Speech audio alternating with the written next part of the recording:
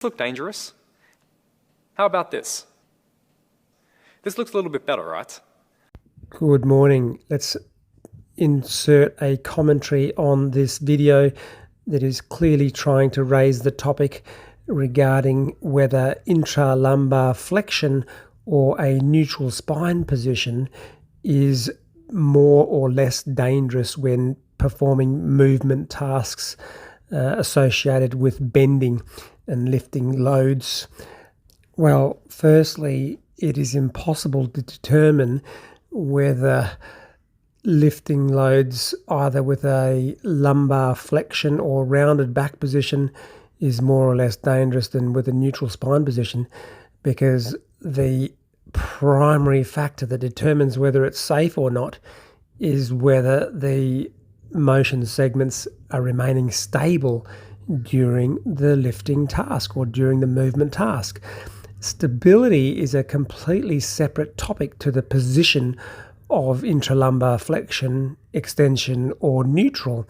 So it's a stupid question to ask, is it dangerous, without asking, do you first have stability or not? And that is the biggest mistake when it comes to this debate. Mr Teo does not mention the word stability once during this post. Let's have a listen to what other things he's got to say. What you're seeing here are different degrees of spinal flexion. The fact is, one is not better than the other, and none of these are going to directly cause or keep you free from pain, injury, or strength performances. Okay, he said it. He said the fact is not one is better than the other. Now let's think about that. Let's think about the conditioning of the most important lumbar intersegmental stabilizer in the human body, and that is the multifidus muscle. Remember, that's a core stabilizer as opposed to a core mobilizer. Big difference. And he's saying that not one of these movements is safer than the other. However, we do know that if we want to maintain healthy conditioning of the multifidus muscle, the most important core stabilizer in the human body, if we maintain a neutral spine position as a default movement for bending tasks, we will maintain multifidus muscle conditioning. If we repetitively round our back as a default movement position for bending, then the multifidus muscle will, without question, atrophy. Why? Because you're not using the multifidus muscle when you bend and round your back, and hence you will slowly decondition it. And what's the consequence of a deconditioned multifidus muscle? You are now very susceptible to intersegmental instability, and instability results in injury, pain, and disability. So what he's saying simply makes no sense and is just not true.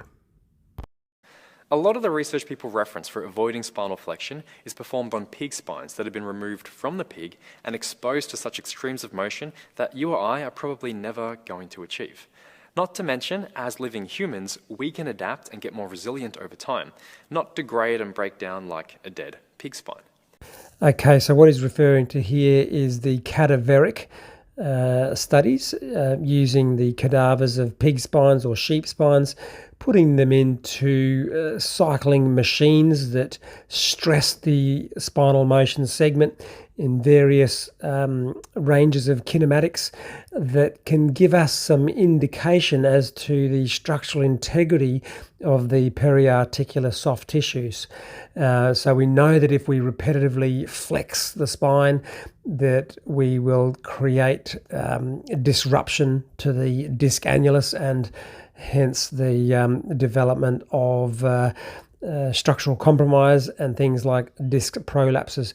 It in no way is intended to reproduce the living human, but it is purely a biomechanical research design that gives us information about the structural integrity of the spinal segments.